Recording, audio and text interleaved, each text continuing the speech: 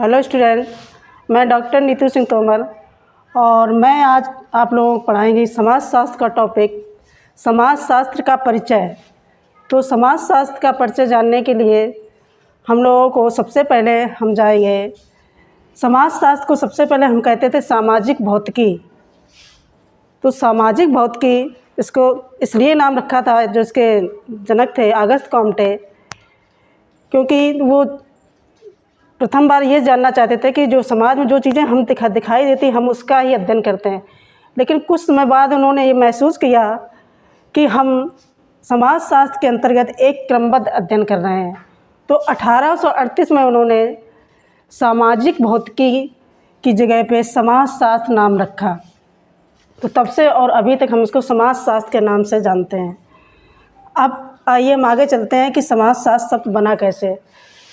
तो समाज शास्त्र जो शब्द है वो दो शब्दों से मिलकर बना है। पहला है सोशियस, जो लैटिन भाषा से लिया गया है, और दूसरा है लोगस, जो कि ग्रीक भाषा से लिया गया है।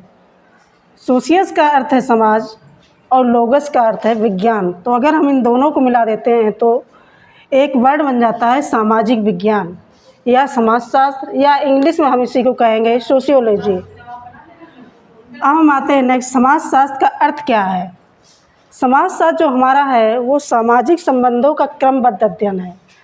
तो क्रमबद्ध अध्ययन का मतलब है कि जहाँ क्रमबद्ध लागू हो जाए तो समझ लीजिए एक साइंटिफिक नियम लागू हो रहा है। तो इसका मतलब कि जब हमारे संबंध बनते हैं, तो जब व्यक्ति दुनिया में आता है सबसे पहले माँ बाप से संबंध बनता है। इसके बाद में जैसे जैसे बड़ा होता जाता है तो उसके और भी संबंध एक दूसरे से बनते जाते हैं। इसी संबंधों के अध्ययन को हम समाजशास्त्र कहते हैं। अब हम आते हैं समाजशास्त्र की परिभाषा पे।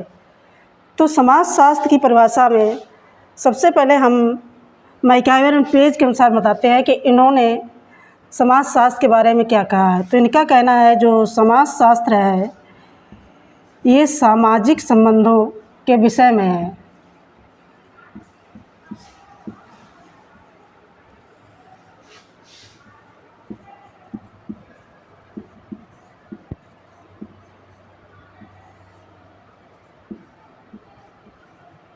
जो हम समाजशास्त्र के अंतर्गत अध्ययन करते हैं वो सामाजिक संबंधों का अध्ययन करते हैं, और सामाजिक संबंधों के इसी जाल को हम समाजशास्त्र कहते हैं। ये कहना है मैकाइवर एंड पेज का। तो इन्होंने ये जाल की जहाँ तक बातें थी, जाल हम उसको कहते हैं जिस तरह से एक कंप्यूटर का भी एक जाल होता है जिससे एक दूसरे से कंप्यूटर कनेक्ट होते हैं, उसी तरह हमारे संबंधों का भी एक जाल होता है। सबसे पहले हम किसी एक व्यक्ति से जुड़ते हैं, इसके बाद में हम दूसरे से जुड़ते हैं, इस तरह से कई व्यक्तियों से हम जुड़ते जाते हैं। तो जो समाज में संबंध बनते हैं वो दो तरह के होते हैं। एक तो हमारे प्राथमिक संबंध होते हैं। प्राथमिक संबंध का मतलब है पारिवारिक संबंध, जिनसे हमारे रक्त संबंध होते हैं, उन संबंधों को हम प्राथमिक संबंध कहते हैं।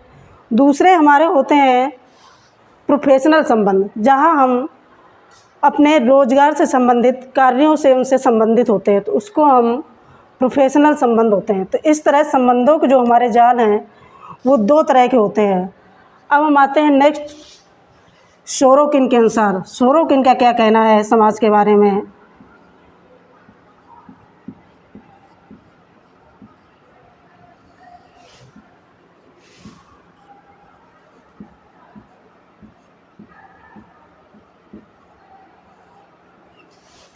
सोरोकिन का कहना है कि जो समाजशास्त्र है वो सामाजिक सांस्कृतिक प्रघटनाओं का, स्वरूपों का और प्रकारों का अध्ययन करता है।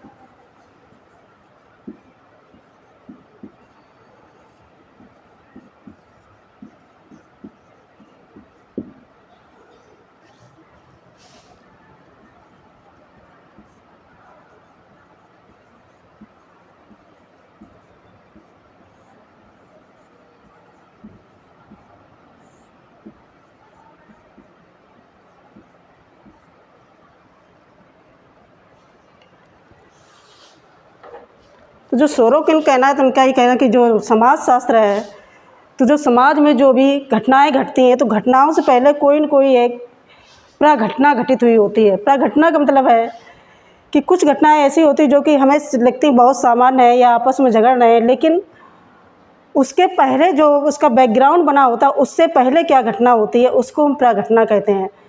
तो वो कहीं न कहीं हमारी संस्कृति से जुड़ी होती है, क्योंकि हमारे जो समाज का ताना बाना है तो सारा हमारी संस्कृति के चारों तरफ ही घूमता रहता है। तो उसमें क्या क्या वो प्रकारों से या स्वरूपों से समाज को अध्ययन करता है और किस किस तरह से रह के अपना समाज में व्यवहार करता है, वो उसकी संस्कृति पे निर्भर करता है। अब नेक्स्ट राइटर पे आते हैं मैक्स वेबर के अनुसार।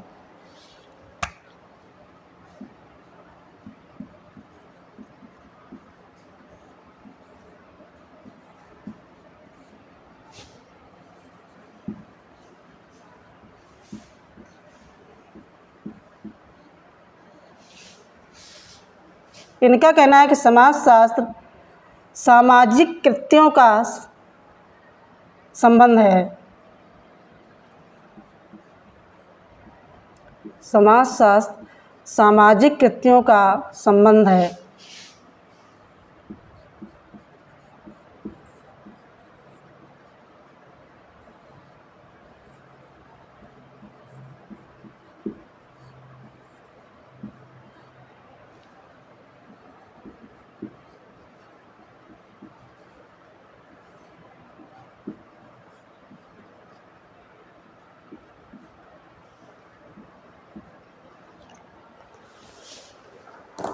तो जो ऊपर इनका मैकाइवर का कहना था कि समाजशास्त्र सामाजिक संबंधों का विषय है, और ये जो मैक्स वेबर इनका कहना है जो हमारा समाजशास्त्र वो सामाजिक कृत्यों का संबंध है। मतलब समाज में रह के जो हम क्रियाएं करते हैं तो किस तरह का कार्य करते हैं उसका जो संबंध बनता है उसको हम समाजशास्त्र कहते हैं।